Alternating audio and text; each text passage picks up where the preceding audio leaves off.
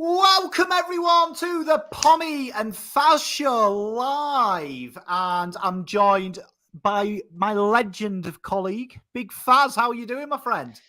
Good, mate. Good. I'm just about to call you Mr. Everywhere. You've been on a few things. I saw you on the jumper punch last night. You bit of blue abroad action. You can't get enough of you, Pommy. Mate, I've been around the houses, as they say, eh? Do you know what I mean? I've been around the houses here, there, and everywhere, like the Scarlet Pimpernel. They'll call me the Navy Blue Pimpernel. But yeah, we've got my favourite time of the week, to be honest. As Kusa comes in, the first in chat, my favourite time of the week, because I mean, this really is a fugazi, so we don't have to spend the evening with our wives. Yeah, nah, you're right. It is best time of the week. I mean, it's that real happy period between, the last week's game's gone. Whether you've won, you're kind of over it a bit. Whether you've lost, you can forget about it. And it's still too early to be thinking about next week anyway. So it's that real nice, the hump day, middle of the week, bit of fun. And as you said, just a way to get through, your average Wednesday. Love it. Mate, it is indeed. And we've got a fun-filled, very interactive show tonight as the Edinburgh boys, big Hearts fan there. We're very well, mate. And Syaf, the legend that is there. And we've got a real good one today. Draws. Are we keeping them? Are we giving them extra time? Very topical, this one. Obviously, in recent times, I was a little bit frustrated that the draw have to happen on a Friday night because that's all we spoke about all weekend on the footy shows and everything like that, as you are well aware. But look, I can see both sides of the argument. I really can. I like them. Okay, I think they're so rare that it's actually a good thing. And you think about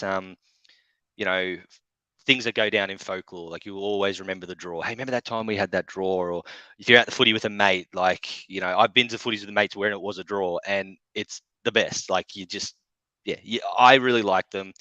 I can see both sides though. Like I have heard that the comment, like how good is a win after the siren or on the siren or whatever, like the Jamie Elliott one, which is also topical. And are we robbing ourselves of great stories, and more great moments to talk about it? But to me, the draw scenes are great because they're not fabricated. That's, call it, sad or whatever it is, but that's that image of every player dropping to their knees, dropping to the ground. To me, it's iconic. It's iconic with our game. You think about the world game, soccer, draws. Players don't drop to the ground. They celebrate draws. In our game, they drop. I think it's... Mate, I couldn't agree more. I think there's something just beautiful about the AFL drawing it. I mean, I tweeted about it. It was weird for me being a POM, a student of the round ball game. And you kind of get excited about a draw. Like, do you know what I mean? Like a cold, wet night down in Dunfermline and it's 0-0 and you go home a little bit depressed. But there's something quite exciting, isn't there, about the AFL draw? Because like you say, they're as rare as rocking horse poo.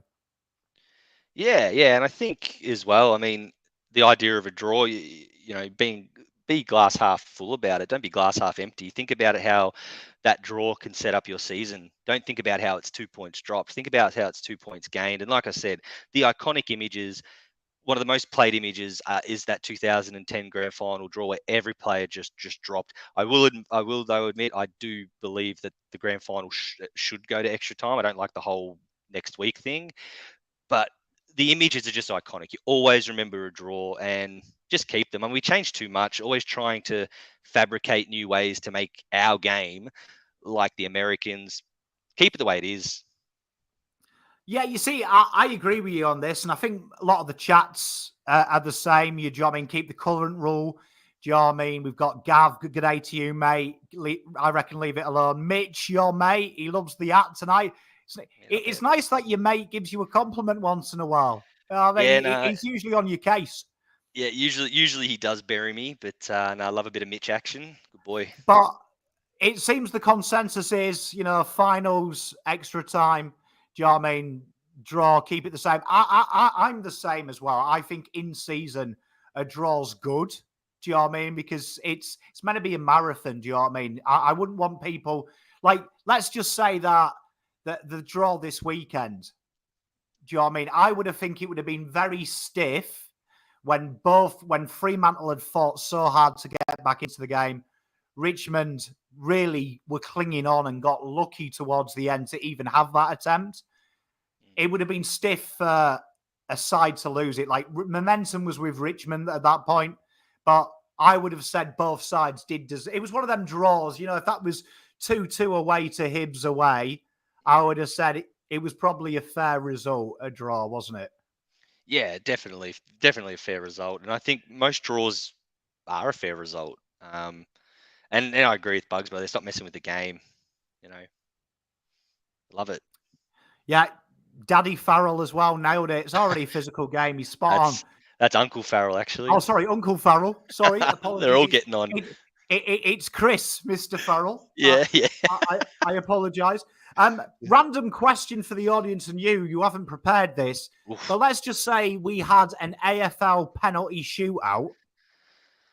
Yep. We'll say 40 out because most people can kick that. You had one player to kick the winner for your team from any club. Who are you picking? Are they allowed to snap it? Yeah, we'll have fair rules. We'll say that there's a shot clock on it and they can run round if they want.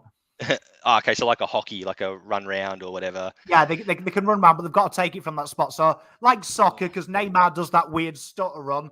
Like, they only get one shot though, one shot and one shot only. Yeah, geez, without notice. For big game player, big moment player, have to go Dusty, I reckon. I just think he's not going to miss it for you. Dusty. I don't mind that. And thank you, Robbie, $2.99 donation. Hi, Pommy. Love the channel, mate. Love you to pieces. I would say this is a big one. Might shock some people. Mitch McGovern. Mitch McGovern. Look, that is a great call. He is a wonderful kick of the footy. My only stress would be, is he going to snap his hamstring off in the middle of the kick? Mate, I couldn't give a shit if it's for the winner. As long as it might not make the distance. Do you know what I mean? As long as it goes through, do you know what I mean? Do your ACL, do what you want. That's a great shout. But Mitch McGovern, just for some reason, when he lines up for a shot, I trust my Mitchie. Bugs Bell, what other sports have conversation on a weekly basis about changing something? Mate, this is spot on this. The AFL, I think, has got a great product. I couldn't agree with you. That's it. I couldn't agree with you much more, mate. Michael, howdy, Pom. I think they should leave the game alone. Spot on. Do you know what I mean? I love it. Daniel Rich says, H. Lee shout. Matthews. George, is this a danger game? Could be if Mitch McGovern's taking the winning penalty kick. Do you know what I mean? Could be. Well, it looks like we're keeping it in. This one's an interesting one, particularly for you Bluebaggers out there. We had Jamara Ugle-Hagan, bit of a mouthful, that name, be nominated for the Rising Star. Obviously, about 6 weeks ago, people were saying he was the worst draft pick in the history of AFL. Now, ironically, the AFL media are now comparing him to Sam Walsh. And would you rather have him or Sam Walsh? But the question we're asking is, do we as fans, but also the greater media, write players off too quickly? 100%. 100%. It happens all the time. Now, this literally got brought up because of Jamara. I won't attempt it all because I struggle to speak the English language at the best of times. So happens all the time. But Jamara, mate, pre-season was like he's going to leave. Bulldogs don't want him. He doesn't want to be there. He's lazy. I mean, the narrative around this bloke was horrendous to say the least. He's come out and kick 5, and he's going to be. It looks like he's going to be a superstar all of a sudden. It's happening with Horn Francis as well. They're writing him off. I mean, it's just not every player can be a Nick Dacos or Sam Walsh from game one. Fact. Not every player can be that. Right. And one thing I will say, history shows that the Rising Star winner often doesn't end up the best player in the draft. Okay, it is littered with cases where they don't end up the best player in the draft.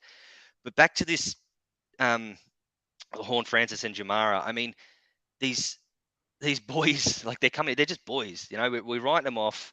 And I just think the one thing that annoys me that annoys me even more than when players get written off too quick, it's when the media do full roundabout and pretend that we always thought he was going to be the next Buddy, or we always thought he was going to be this. Mate, pull your head in.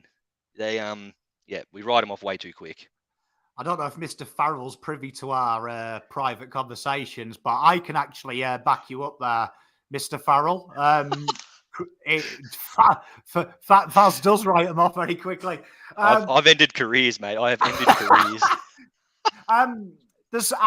I think it goes. I genuinely think it works two ways as well.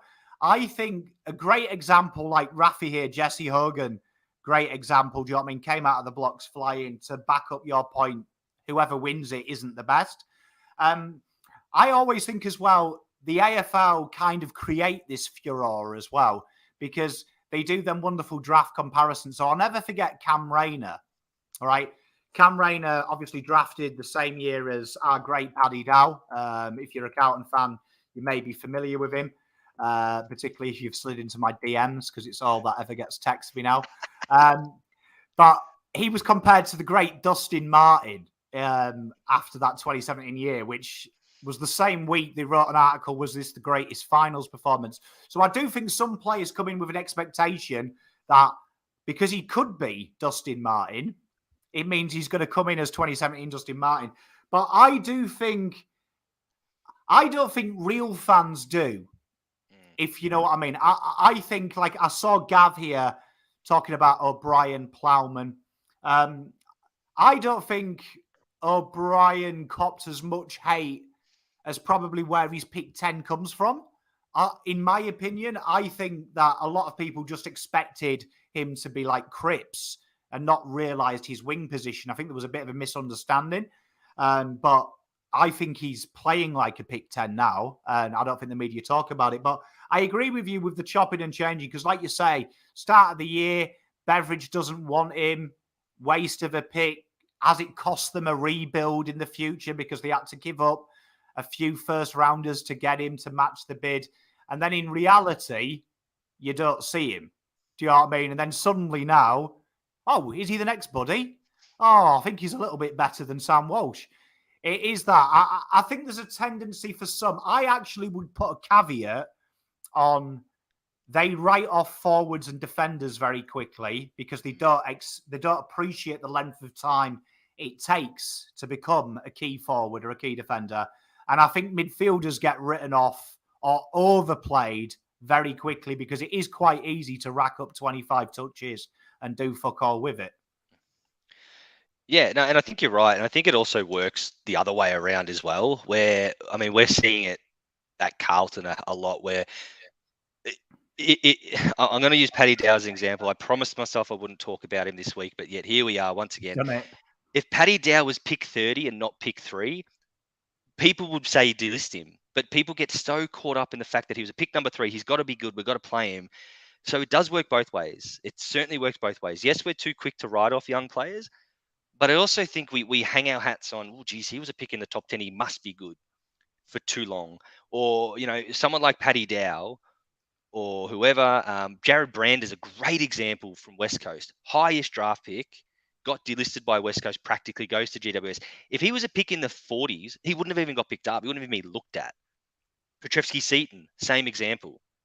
Oh, we can turn him into something because he was a pick 6, you know? So I think the two things supporters look at a lot is the pick that the player went and, oh, geez, he's got a bit of height about him. He might be all right. So it does work both ways, but I definitely think, especially key forwards and key backs, gee, they get written off so quick. Spot on. And I agree with Bugs Bell here. And I'd love to know what the comments are in the audience, because there is as well a little stigma with being shit. So if you look at someone like Jason Horne-Francis, I remember going through the build-up and I was screaming till the cows come home. Jason Horne-Francis isn't as fucking good as Cal Toomey's telling you. Them players can't do what they do in juniors against men. So he might be the biggest boy on the field, But when he's playing Mitch Robinson's going to be like, who's this choir boy? And batter him.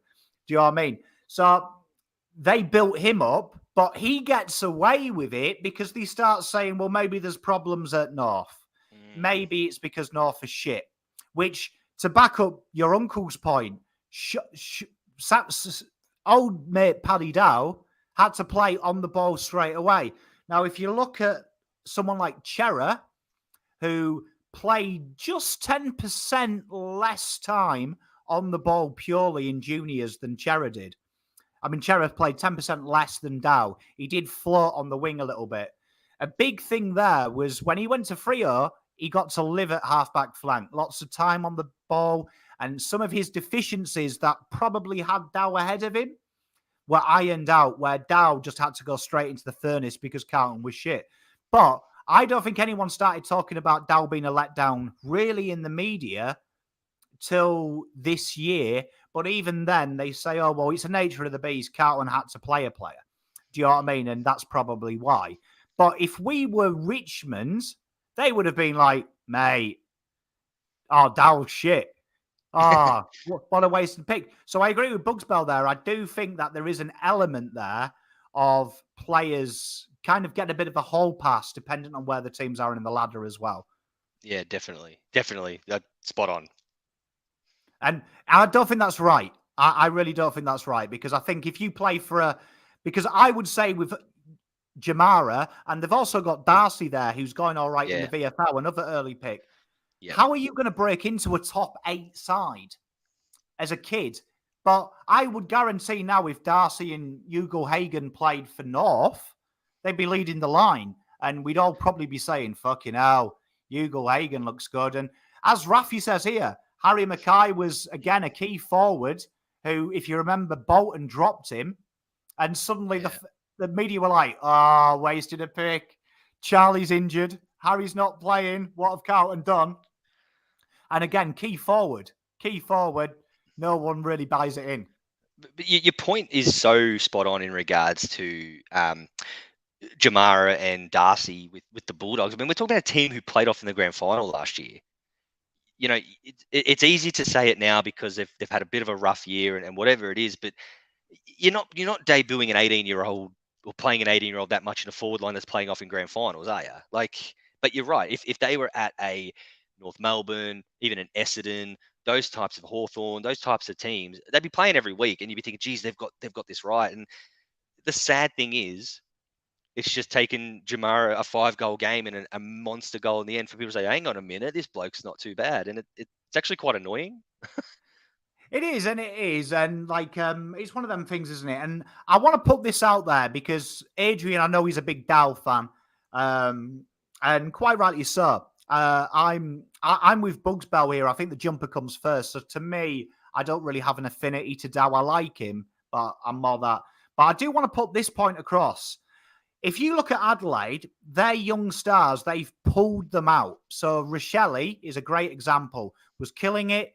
They've sent him to the reserves to work on his game. So even though they're doing shit in the ladder position, they've really focused. A good run club rotates the players. Fremantle did this. Port Adelaide have done this with their superstars, Dersma and Butters, towards the start of their career, and even Rosie. Carlton never did. What is everyone's thought in the chat? If we draft, let's just say the rebuild happened now with Sauce. I would wager that probably Dow would be exceptional.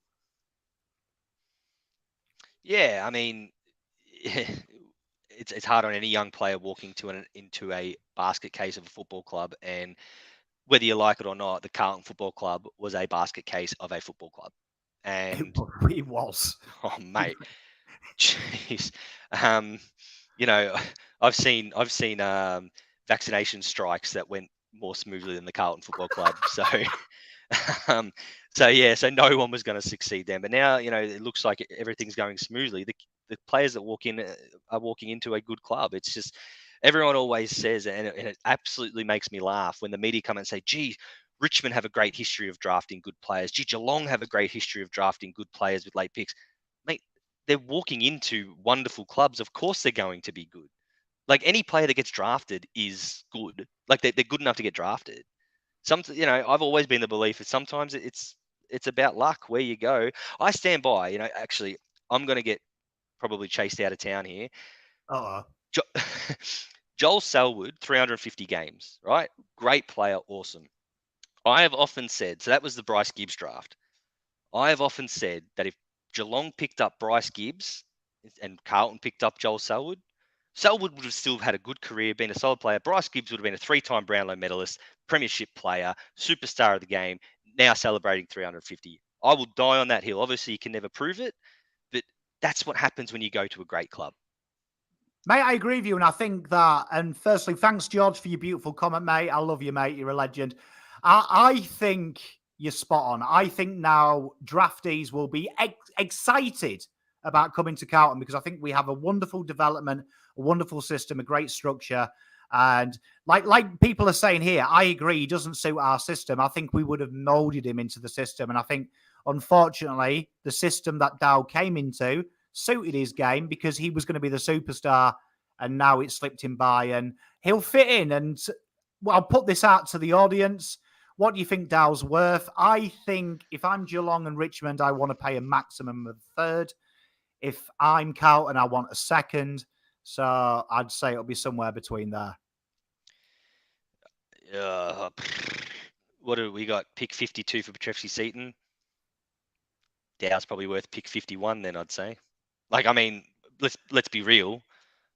I mean, I like Dow as much as the next person, but we're not getting a second-round pick for Paddy Dow. I'll eat my hat. I will eat this hat if we get a second-round pick for Paddy Dow. We're not. Because you know what? If I'm the Carlton Footy Club, I'm not paying a second-round pick for Paddy Dow. I'm with you. Why would we accept one? Let's be real here. Like, I'm with you. That's why I think I'd pay a third. If I was Geelong, I'd be like, look, third. It's a risk-free investment. Dow is definitely better than anyone in the third round. However, I would say Carlton will want a second. And let's hope that old Austin was very strong on negotiating with Fremantle because of the payment system of being a good person. You'll get something back at the trade table. Let's see if that works, if Carlton do that. Because he is in contract, year to run exactly. Do you know what I mean? Let's see if someone's nice. But I would say he would have to request a trade for us to get a second. He is more likely to stay than us getting a second-round pick. There is not a football club in the land that is going to offer a second-round pick for Paddy Dow. Come on. You know what? I'm going to be a big, hard call. I reckon Richmond will part with a second. I reckon it'll be a second and Carlton's fourth or fifth going back. Oh, hang on a minute. All right. That makes it a late second. If we're going to be starting to add all this extra rubbish on the end, right? All right. Okay. If there's stuff going back, then that's a different story. All right. Like, okay. But let's say it is a third round pick from Geelong.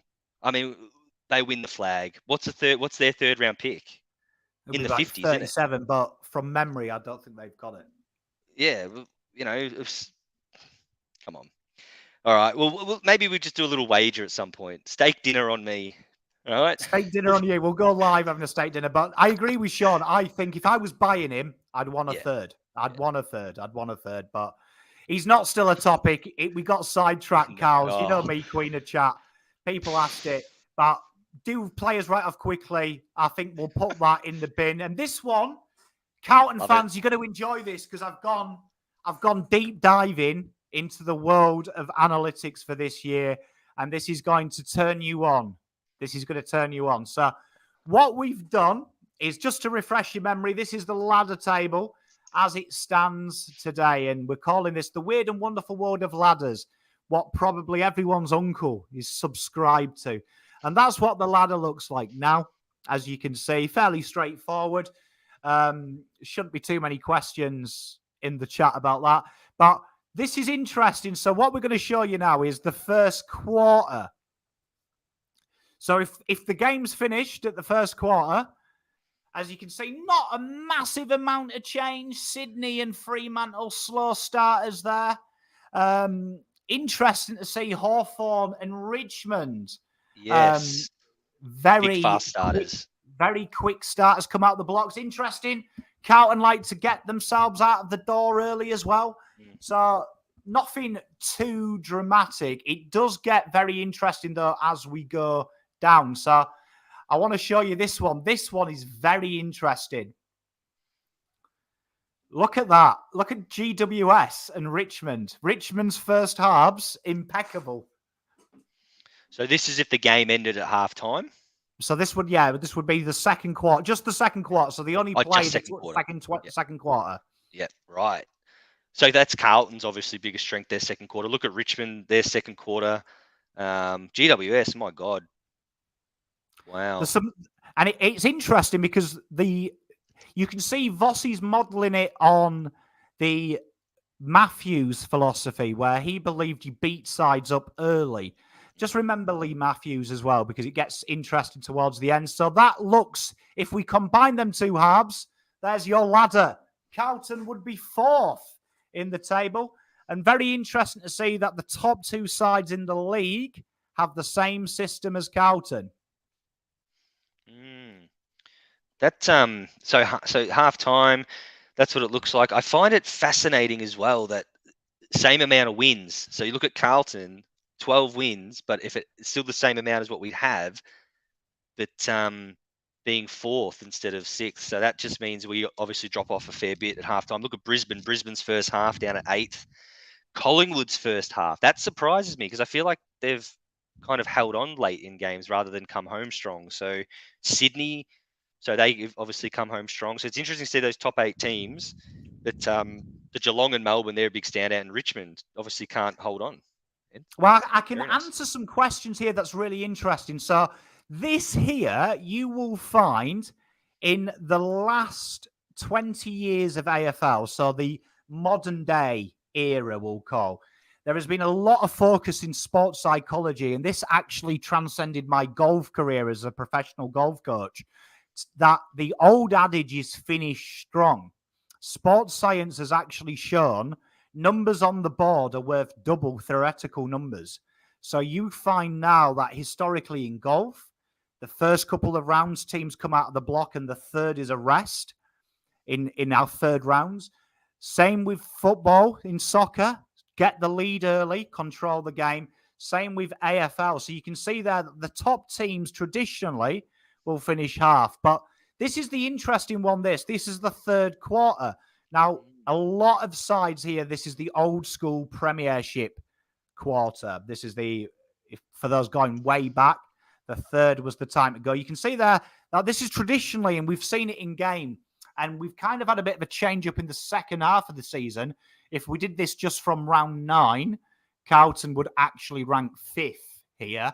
But traditionally at the start of the season, this was where Voss looked for the rest period, the consolidation. We now see that the second quarter, and we start the third and the fourth strong. We end strong and start strong.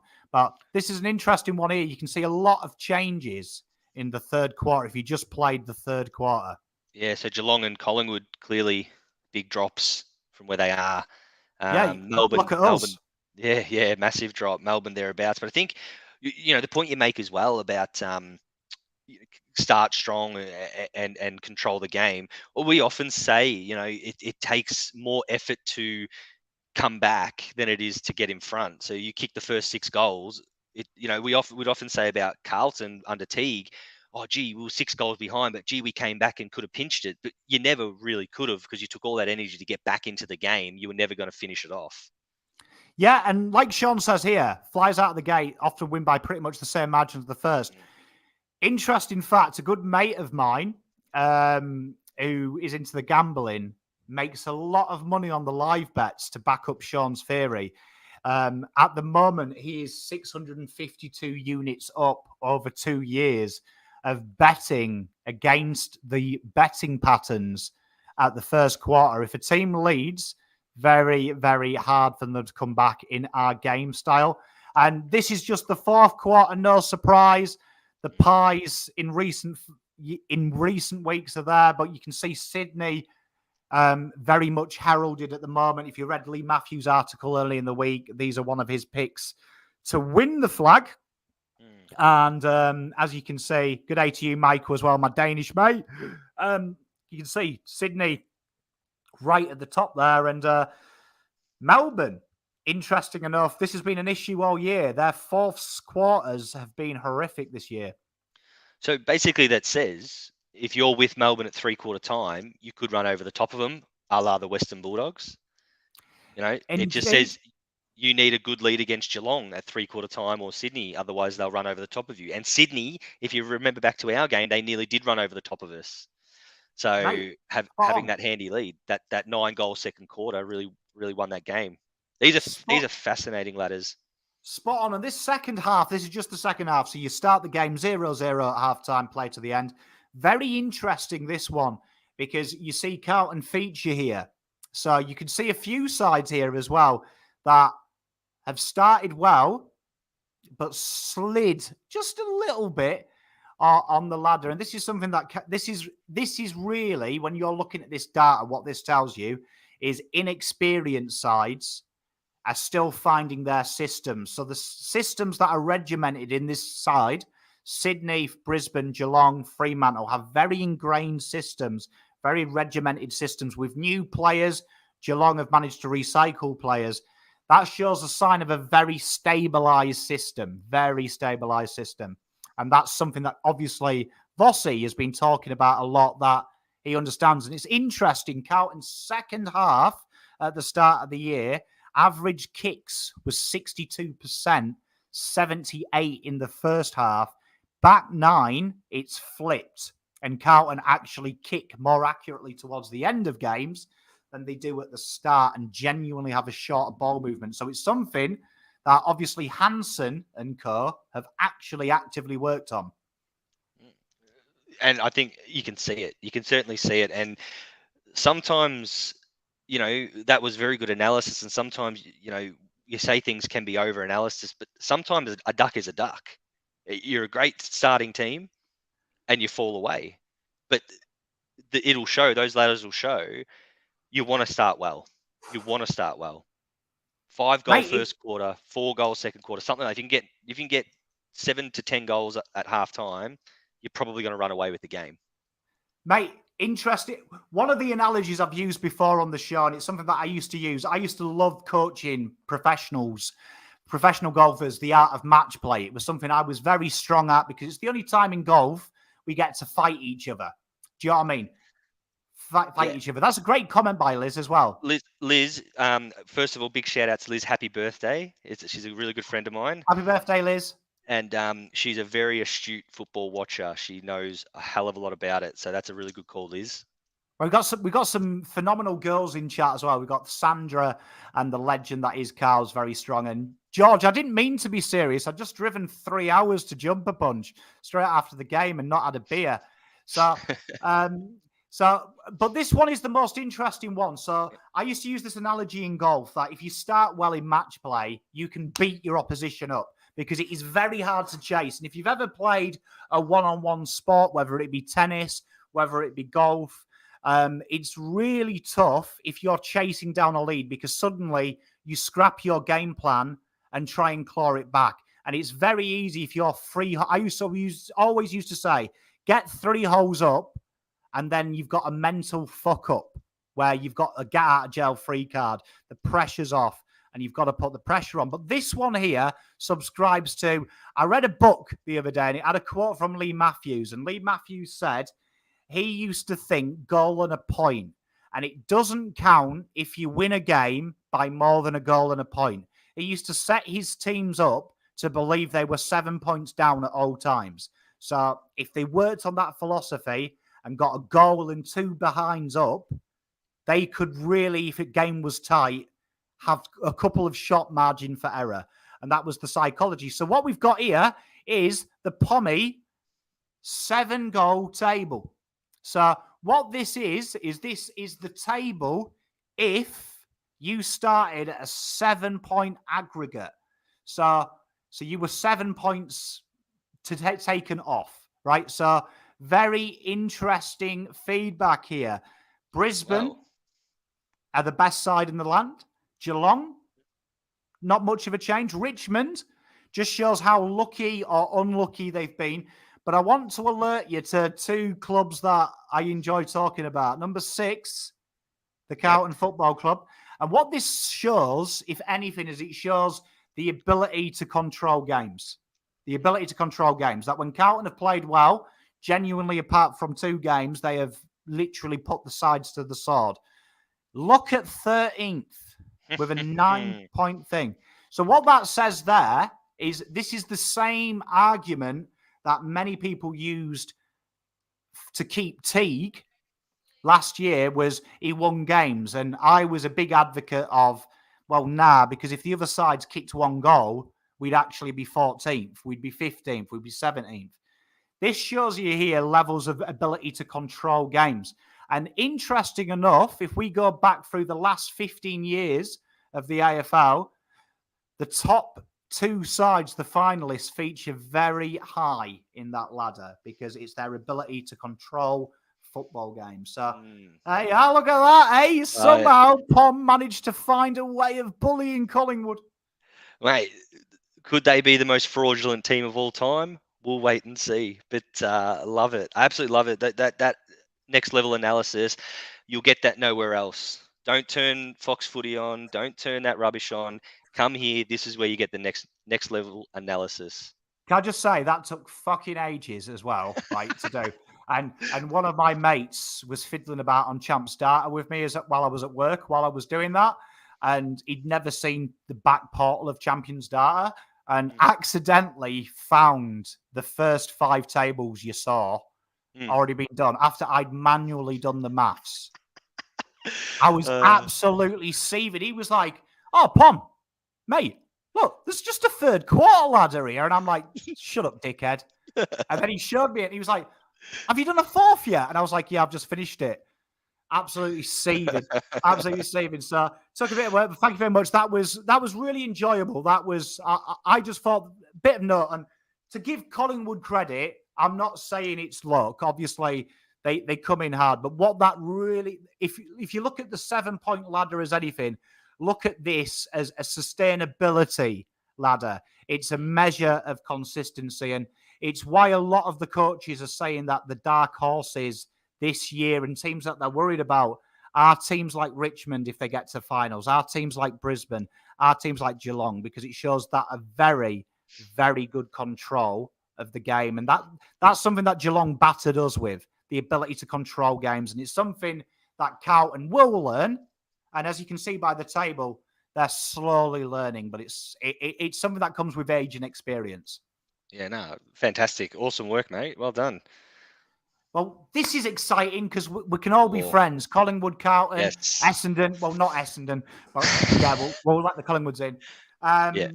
Bugsbow, our last few coaches. I wake up in the middle of the night and scream Bolton sometimes. Bums on Seats football is your top 5. So this, I will open this up to players who currently play now to make it a little bit fairer to everyone, because we've got some young people and some wise people in chat. So 5 people that you would pay money to see. Chat, Fazz, over to you. All right. So I'm going to go from 5 to 1. Okay. So my 5th best all the way to my best as far as watchable. As far as when I turn the TV on and I see this bloke running around, I pull my seat up and I say, okay, I'm going to check this out. Number 5 for me would be Dusty Martin. I know he's getting on. I know he's injured, but he is still one of the best footballers to watch. Any game he's involved in, I'll check it out. For me, number 4, Isaac Heaney. I think he's taken his game to the next level. Magnificent player to watch. Something always happens when he's around. Number 3, a bit of an interesting one, this one. Bailey Smith. I will say that, Bailey Smith from the Bulldogs. Love him. Love watching him play, running up and down the wing. Maybe it's the hair. I don't know. But he's just very good to watch. Number 2 for me is the big man, Charlie Curnow. How can you not want to watch him? Number 2, he's just phenomenal, can take a mark, kick a goal from anywhere. Absolutely magnificent. And for me, the number 1 player in the competition that puts my bum on the seat that I want to watch is Toby Green. I can't get enough of Toby. He's filthy. He's dirty. He makes you earn every kick. But fuck me, he's a good footballer. And I love watching him.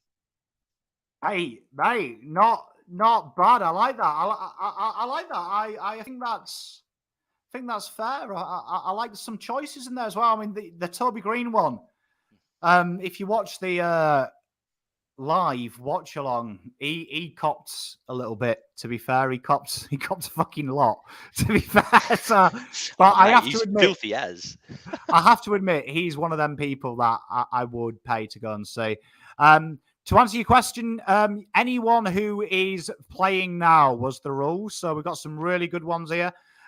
Kerner, Franklin, Cameron, Bont, Green. I like it. Buddy, Bont, Martin, Fife, Kerner. Mate, honestly, I was actually talking to a mate about Peak Fife, saying probably one of my favourite footballers to watch, Peak Fife. Sard, Kerner, Heaney, Smith, Rankine. I like that, actually. I do like a little bit of Rankine. I like this by Adam Sard. Uniaki Davis.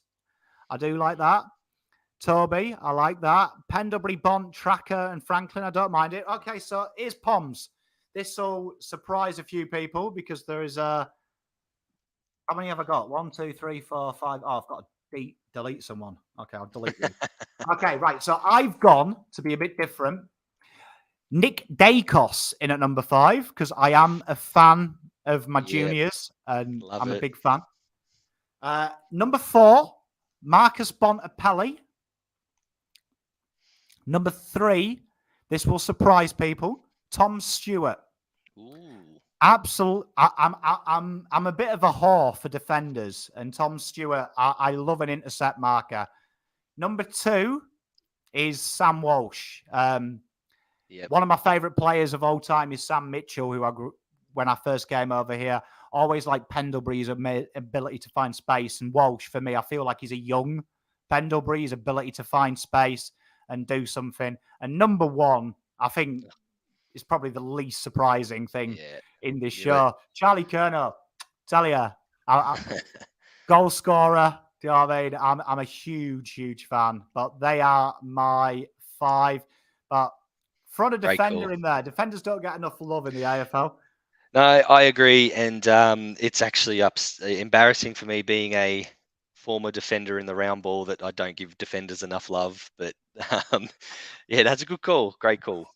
I like this. I knew Kerner was going to get in there. Well, mate, it would have been the worst kept secret. You know what I mean? People could have probably guessed my first without even doing it.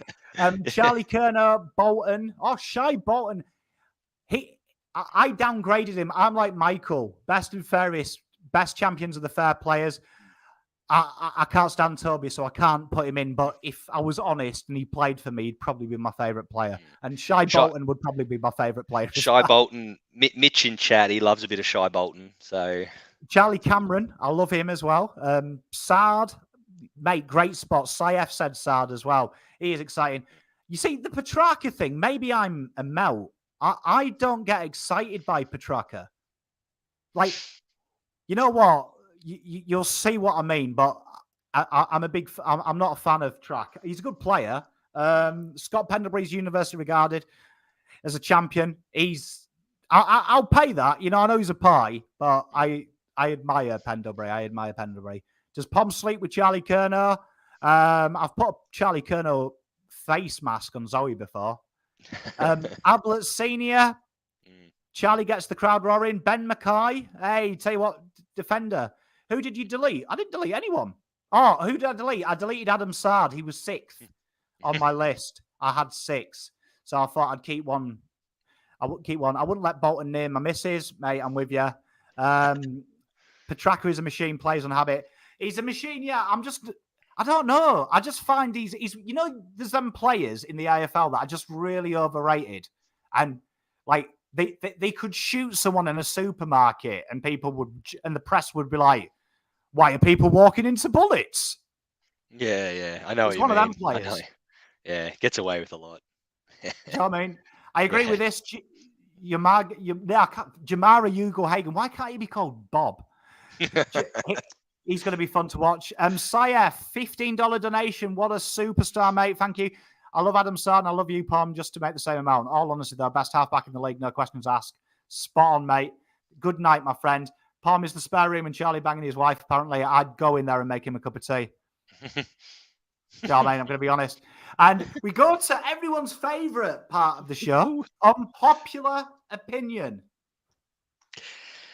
All right. So I'm already banned from the city of Geelong. Those of you who follow this show quite closely know I'm no longer welcome in the city of Geelong. So I actually drove into Geelong the other day for work. Oh, and I took my coat and hat off. I was like, someone might recognise me after Fazz said it was a shithole and I won't come out of here. Yeah, no, my inbox is full of Geelong people. Anyway, I'm no longer welcome there. So I thought, why stop there? So I'm going to go after another place. Where's he going? Tasmania should not get a footy team. They should not get the 19th license. And it's got nothing, plenty to do with the place. But one, I've got lots of reasons. We're not ready for a 19th team. Simple as that. Full stop. Don't do it. I mean, the AFL can barely get GWS and Gold Coast sorted, for God's sake. Sort your own backyard out before you start farming off to another place. This year, we've had the most rubbish bottom half of the table. We've got two teams who couldn't compete against Wallen under 12s, yet you want to bring in another team that's going to be yet another percentage booster and stuff more seasons up. Years and years of shit drafts. Teams are still, believe it or not, teams are still recovering from the concessions that were gifted to Gold Coast and GWS. Rebuilds are only going to be longer. I mean, it's just, it can't happen. And you want to know what? You're struggling to keep players on the Gold Coast. How are you going to keep them in Tasmania? Have you seen their nightlife? Like, seriously, the place is shut at 6:30. My wife said there's no such thing as no late shopping down there. Maybe like Geelong, they would fit well because it's a place of geriatrics and it just will not support a footy team. They don't deserve it. They shouldn't get it. Stick to 18. In fact, kick the other two out and go back to 16. Fucking hell, Fazz not only firing shots at Tasmania, but a subtle passing blow at Gold Coast. I enjoyed that. Tell you what, we can't do this Pom and Fazz show live around Australia. We're stuck in Victoria. It's the only safe place to go, the CBD. Beautiful place, Tassie. Beautiful place, but come on. No 19th team. I enjoyed everywhere shut at 6 o'clock. It is, mate. Go down there. We'll go out for a beer. It's bloody 6:30. The sun's still out. I'm like, all right, better tuck myself into bed. Far out. Like I say, you can't keep the players on the Gold Coast. What are they going to do in Tassie? Go to bingo. Fishing? Oh, mate. Anyway. I wasn't. You know what? The unpopular opinions are very rarely shared. So my reaction is what you guys get as well. I'm like, fucking hell, where did that come from? You got a lot of people in here agreeing, yeah? Not north to Tassie. What are your thoughts about? Is that a total no? Would you agree to a north going there? They wouldn't be missed. So I guess. I just don't think we can have a 19th team. If you're going to expand or whatever you want to do, you've got to take a team, whether it's North, whether it's St Kilda. I don't know. I don't know what the answer is, but we just can't have a 19th team. It's not ready, mate. We just can't do it. Those draft years, think back to those draft years. I remember when Carlton finished near the bottom and our first draft pick was a pick in the 20s because of all these stupid concessions. You can't do it. I know. I agree. I mean, what does everyone think of this idea? Now, I know, Gav, this is more of a question for you because you're in that area as well. I kind of get the impression that when you look at Gold Coast, even though they're doing well, the crowds aren't really around it. And you look historically, even rugby struggles to gain a footprint in Gold Coast. So I've always said, why don't we merge Brisbane and the Suns and then move the Suns to Tassie as a whole new entity? But you could do a super draft, do you know what I mean? They then go back into the pool. Do you know what I mean? They go back into the AFL pool and you start a new team and Brisbane get to keep their team and it's more of a super team and they play 3 or 4 games like we have to at Marvel, like the Victorian teams do, have to share it at Metricon in the peak season. Do you know what I mean? In the peak season and when there is guests and tourists and stuff. What do you think of that idea? And what does chat think of that idea that we get rid of one of the teams and move it down there into a different area? Yeah, look, I know my opinion is probably very short-minded and thinking about the now rather than the 20, 30, 40 years time. But you know what? I don't give a shit about 40 years time. I care about now. And what's going to happen, I like that idea. I cannot for the life of me see Gold Coast working. I don't know. GWS, again, I think they missed their boat. They needed to win a flag. I genuinely sit here and believe that GWS are going to be worse next year than what West Coast were this year, purely because of all the players that are going to leave once again. They're going to be a consistent percentage booster, consistentness. You're right. One of them need to go, whether it's Gold Coast, whether it's GWS. Send them down to Tassie. You know, it'd be quite ironic to call them the Tasmanian Suns, considering the sun never shines in that place. But, you know, it might be a bit, you know. I would just change the franchise up, Yeah, like call it what, the Tasmanian Devils or something like that, or whatever it is. But no, I mean, tell you what, we've had pot shots at Gold Coast now as well. Tell you what, Jesus, if the Australians didn't like the Poms now, he's got a name to a show where we just regularly bag different towns. And it hasn't been me as well. It hasn't been me for a change. It hasn't been me change. Dear, how do you follow that up? My unpopular opinion this week is we should bring back the New Zealand game. I like it. What's your reasoning? People are going to be like, what the fuck? I think that there's a huge market. I was listening to Mason Cox's podcast the other day, and he was talking about how the AFL, it's got a really huge following in Texas because of him and how he goes back every year to help out coach, and more people are getting into it. I think the AFL are missing a huge opportunity at revenue, and I would love to see, whether it be a pre-season tour or something, but I'll start to set up massive strides at getting it. I'd love to see a pre-season game in Texas, you know, Collingwood versus, I don't know, Collingwood Carlton, Texas. Imagine that. Dallas Cowboys Arena. Do you know what I mean? I was listening to him saying that Dallas Stadium can retract to the dimensions of the AFL as well, that they could do that. There is some, because of the 2020 cricket's gone over there. They've spent billions of bringing a cricket franchise over there, so ovals are popping up. I'd love to see a New Zealand game. I would love to see an interstate game. I'd like to see this game start going around the world, and I think that it's a logical thing because all these countries have these footholds in, but I've done some work with the British AFL, with the British Football League, and the help the AFL gives them is a piss take in the terms of, like, they give them a pamphlet and give them a couple of free passes to watch the games online. I'd like to see us really take a foothold. Well, we spoke about something similar a couple of, was it last week's show or the week before, when we were talking about the TV rights? I think it was the week before, and saying that it's like the AFL don't want to expand to the rest of the world. It's like they just want to have this insular Australian game. And the only way you get better is by expanding to the rest of the world. And I know that goes against what I'm saying. I don't consider Tasmania the rest of the world, though. I'm considering expanding it out. I love the idea of a New Zealand game. Carlton are undefeated in New Zealand, so I'm all for it. That was that the Cripps game, was it? The coming of Cripps? I can't remember. But when we played in New Zealand against St Kilda, I like it. I think I've been to New Zealand before. I went and watched West Ham do a preseason tour over there, and the people over there are into that type of thing.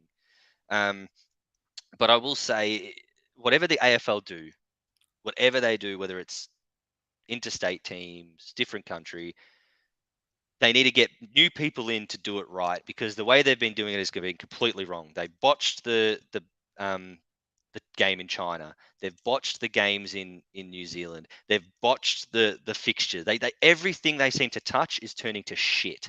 And I don't know. Is it because they're not answerable to a higher power? I don't know what it is, but this TV rights deal is going to be massive coming up. And I think, like you said, we need to start expanding games in New Zealand. Yeah, I think, sure. like to answer Pete here, China, they went for the wrong reasons. And I can't believe they went to China because soccer tried to break China. And they got huge agreements from all the major European clubs, Man United, Liverpool, Chelsea, City. Do you know what I mean? Paris Saint-Germain. Do you know what I mean? Real Madrid, Barca, proper football sides. And the problem is the Chinese culture doesn't like contact sport. Do you know what I mean? So they don't like it. So it's a sport that they don't really embrace. It's not something that they embrace. And that was the feedback that's why EPL pulled out of the talks of maybe hosting season games there, because they can't break the Chinese culture. I liked what Sandra says. UK, there is folklore about the Battle of Britain playing in England. Big attendance, people enjoyed it. If you go to the north of England, Scotland, Edinburgh boys there saying Carlton are the Rangers of the AFL, spot on we are. We like contact sports, so particularly north of the Midlands, we're a massive rugby league town as well. Massive. It's where all the working class physicality sports came from, boxing, things like that. So for us, this would be a natural game. Do you know what I mean? One of the largest Gaelic football leagues outside of Ireland is in the north of England. So I would love to see the States get a game. But I think Europe is smart. Well, I think they've got to be smart as well. Like, as Mason Cox said, footy's getting bigger in America because of people like him. You know, you look at it, like, I mean, I'll tune in to watch Australian soccer players play all over the world just because I know they're Australian. You know, Aaron Moy just recently signed with Celtic. I'm sure you're absolutely stoked about that, Pom. But, you know, I'll take a bit of an interest in Celtic because I like Aaron Moy as Australian. It's the same thing. Josh Giddey in the NBA. All of a sudden, the NBA is getting bigger. You know, all the kids in my class rave on about Josh Giddey because he's Australian. That's the thing, you know. We need the Irish players in here. We should have been going to Ireland, not just for that stupid international rules rubbish, but actually taking games over there. Take Zach Tui's Geelong to Ireland. You know? Mate, I'm with you. And I think I look at it this way, right, as well, that if you look at how the NFL and how the NBA, and there's huge petitions from the Americans to get regular season games more in the UK, is what they did real cleverly. And you saw the Australian media react when Rashford posed with a football. The NBA and NFL players started coming over to the UK prior to that game. So they did a lot of work with Chelsea. So it got that familiarity. So people were like, oh, hang about. Lampard's rubbing shoulders with this dude. Who's that dude? Oh, he plays for the Jacksonville Jaguars. Oh, okay. Oh, they're playing in the UK. Oh, they're mates with Lampard. So it creates that familiarity. So like for Carlton, if they went to Scotland, did some kind of, we both wear blue, both won more titles than anyone else in the league. We've got a noisy neighbour by the name of Essendon that are complete Fenian bastards. Rangers would get behind Carlton and be like, you know what? They're our boys. They're our boys. So when that game comes to Scotland, everyone's going to be like, yeah, man, yeah. And if it's a preseason game, but then it opens that pathway for internationals. And like you say, the Poms are very similar to the Aussies. Do you know what I mean? I remember everyone having a Lau Deng shirt, Chicago Bulls, when he signed with the Chicago Bulls, because you get behind your own. Do you know what I mean? So I could guarantee you now, I've got a few mates in the UK that found out Connor Iden's a Cockney, he's a Londoner, and he was born there, and they all support GWS. So I've got about 8 of my mates who are supporting GWS now because there is a Pom who was born there. I've got a couple of Scottish mates who support Carlton because of Sam Docherty, Scottish. So they're like, oh, he's one of our boys. I was like, he's Mars Scott. So get around him. But if we had a blue-blooded UK-born player, marketing, and that's where the money is. Like, no disrespect to Australia, but this whole system in Australia, you guys don't buy 4 jerseys a year. You're not used to it. When you get the POM money, the European money, that big TV revenue, It's one of the fastest growing sports as well, according to BT Television. One of the fastest growing sports being watched on their reruns in the afternoons. So they actually put the games on delay as well. People are loving it. Yeah, absolutely. And again, anyone who wants to listen more in depth about that can go to a couple of shows ago when we really went into the TV rights stuff and what the AFL need to do worldwide. So yeah, great unpopular opinion. I like it. Hey, Jordan, to be fair, good fucking point. Do you know what I mean? Let's stick to Melbourne. Well, now we'll give it the last 10 minutes. We'll go over by 10 minutes. Throw in your questions, ladies and gentlemen. Do you know what I mean? Throw in your questions and we'll endeavour to answer them. It can be about anything. The hairier, the better. Yeah, you know what I mean? Do you know what I mean? But like Saif says, though, how unique AFL is. It's so big, but close to none in the world. Spot on, mate.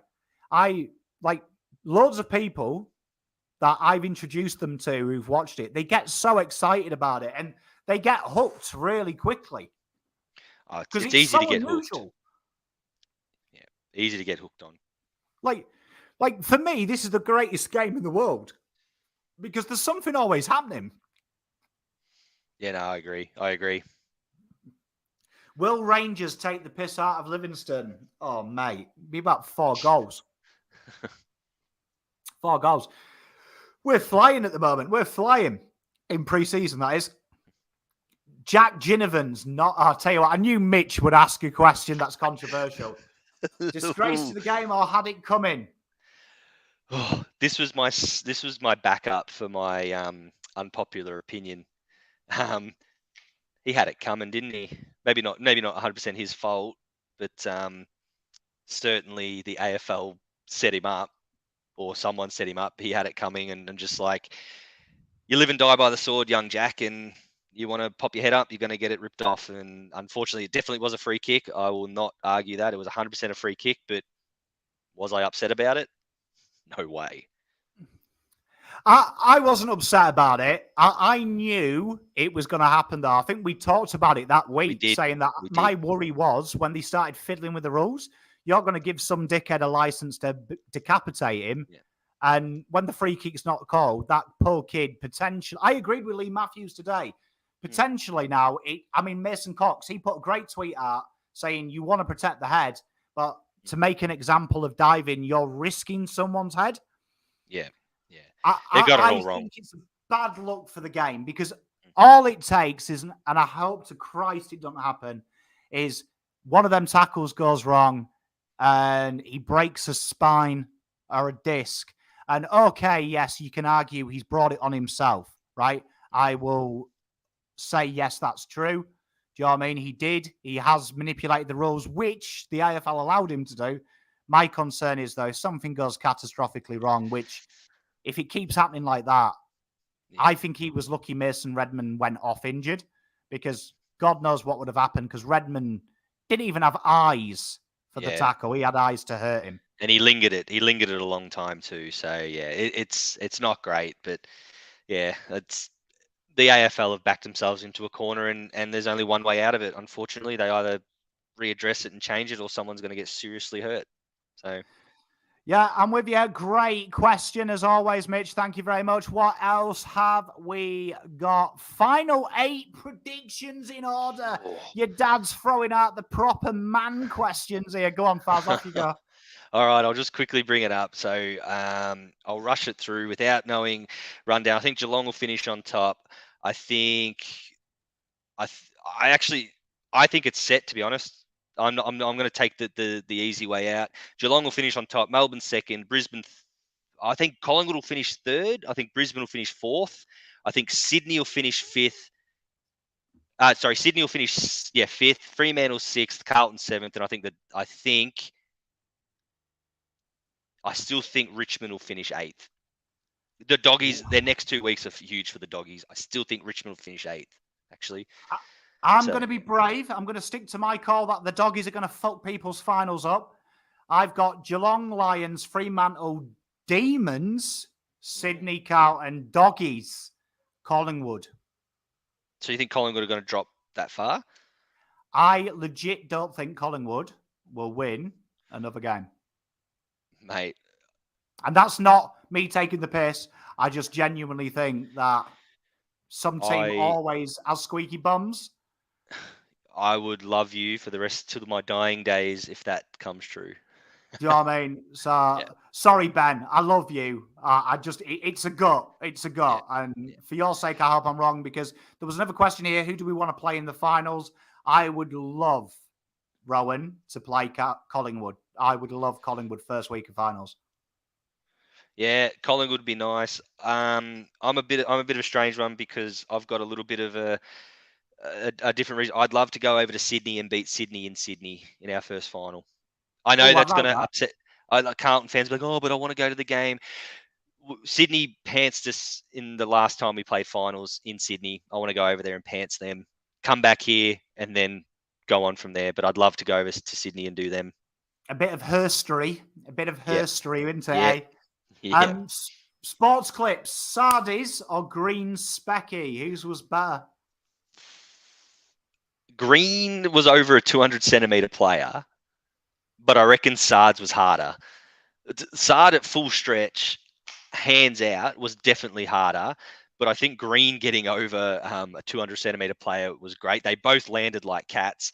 For me, very rare for a Fazz call, but I'm going to sit directly on the fence here, and I'm going to say I loved them both equally.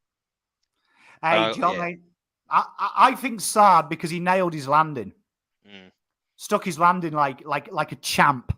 And I think that's hard. Anyone who's ever gone up for a header, landing is very hard. Yeah, and the hands, I think taking a mark above rather than a chest mark probably gets it for Sard, but shit, Green got high. Tell you what, I can't believe I let that one go, but he had them top 4, didn't he? Yeah. Come, Fazz. Mr. Farrell, you need a word with your son. 1 minute he says he's got a soft spot for Essendon. He's fucking putting Pies top 4. What's going on here? This one from Jordan. This is a great question, this, right? I fucking hate that the AFL's rule is kind of, this is the rule, but it's up to you, mate. Yeah. I mean, and this is what the one rule that was black and white, as far as you get someone in the head, it's a free kick. They've now made it grayer than any other rule. It is the most ridiculously umpired game in the history of games. Yes, I'm sure it's definitely hard to umpire, but I mean, other than if the ball goes through the big sticks or not, it's a goal. What other rule is black and white that you know what's going to happen? Like, it's just. I always think these open to interpretation rules, it would be like me saying to the kids, you have got to eat a reasonable amount of veggies and you get dessert. And then saying, up to you, though, what reasonable is. Now, Zane would say just looking at a pea was a reasonable attempt. David would take 2 mouthfuls and be really proud of himself. But Zane would be like, hang about, Daddy's an idiot. I didn't eat any, but it's reasonable. It'd be like me in my class every day saying, all right, guys, you only need to follow reasonable instructions today. I'm with you, and I think you could fix a lot of AFL rules by actually having a specific fucking time frame. Do you know what I mean? Like a specific rule. Do you know what I mean? Blanket rule, none of that bollocks. Yeah, what's this one here? Dacos or Draper's goal? For Draper, for me. Big Daddy Draper. I love a ruckman goal. I like Dacos. I love a ruckman goal, though. Call me anti-Australian, but I deduct points for a mullet. Now, for me, this is akin to a big centre back header. I'll take a big centre back's header over a striker's, tap in or whatever. And I know Dacos's was a great goal, but that Daddy Draper, that mullet flowing in the back, I loved it. That was a great goal. He's been sold. He sold himself down it. And tell you what, we'll adapt the wonderful Gab's question. Mm-hmm. Who from your football club is a stone wall for a Norm Smith when you win the next flag? That's a great call because you love it. And, you go the obvious ones, Carlton, people would say Cripps, Walsh. I think Charlie could have a big game, but this call from about Sard, it'd take a six or 7 goal game from Charlie to win the Coleman. But I think the way Sard played on the weekend could win him a Norm Smith if they were to play off for sure. That's a great call. I think for Carlton, Sard would be there. That's a great call. I am willing to, like, if Sportsbet would offer me the odds now for when we play final this year, because we are getting to a granny this year. Don't worry about that. Uncle Pom certifies that theory. I am going to go with an obscure, but I think it's Sam Doherty. They do love a story. I can see him having a big 32 touch. Like, we're talking that Luke Hodge final. No, do you know what I mean? Where just ball I agree. after ball. I agree with you. And I've always been big on, now, I will always say that Dustin Martin only needs to be in the top 5 players on the ground and he'll get best on ground, if that makes sense. Yeah. I think Sam Doherty, if he's in the top 3 players on grand final day, because of him, his story, that might buy him a couple of extra votes, if that makes sense. So I can see that for sure. Jack Ginnivan for pies. I think if you get there, it would be. You know what? I hate to say this. Jack Ginnivan, if Collingwood get to the final and we're not part of it, I will be praying Ginnivan kicks 7 just for the banter the AFL would have to give him the biggest award on a grand final day. Like, how funny would it be, Gill, after he's been giving him all the negativity this year, he'd have to give him the fucking medal. It would be quite the story. I would enjoy it. Plowman. Imagine if Plowman got the Norm Smith. Oh, I'd love it. I saw Carl say she'd get off social media if Carlton lose in round 23. I'd get off social media if Plowman won the Norm Smith in a granny. Because can you imagine the uproar? People will still find a way to drop him. Mitch as well. My boy, Mitch. I reckon Mitch. I wouldn't mind Mitch winning it. 12 intercepts. Yeah, no. Look, always a chance. Always a chance. One who springs to mind, say for the doggies, I think Bailey Smith is a good chance if they got there. Right. He'd be a good story as well, wouldn't he? Yeah. I mean, after a tough year, Sad not only fixes mistakes on field but corrects others at the same time. I reckon he would be. I think Sad. He's got that game, hasn't he? That sexy game. He's just brilliant. He's just brilliant. And Essendon fans, we couldn't thank you more for him. What a pickup. Hey, Nick Hines is better. Matt Kennedy, Sam Walsh, I'd say he'd be there. Shai Bolton's past Dusty. He probably hasn't he now? I mean, Dusty's what? He's the new Dusty. Doing his dad's business, isn't he, really, now? That's what he's doing. The pretend hamstring. And Ari, no, I agree with this. I think he'll do a Hodgie. Nick Dacos could do. Motlop. Hey, well, I mean, he's got the heritage, hasn't he? Certainly does. Well, that is all we've got time for. I can't thank you all enough for sticking around. You're all been brilliant. Thank you very much for the engagement. As always, thanks to Fazz. We've had so much fun. We'll be back next week. So if you do have any questions or subjects you want us to cover, just find Pommy and just comment away and we'll add it to the list. But until next time, see you next week. Absolute pleasure. Thanks, Pommy. And if anyone's got a town they want me to bury, please get in touch. Well, we haven't got many fucking left, have we, now in Australia? Cheers, guys.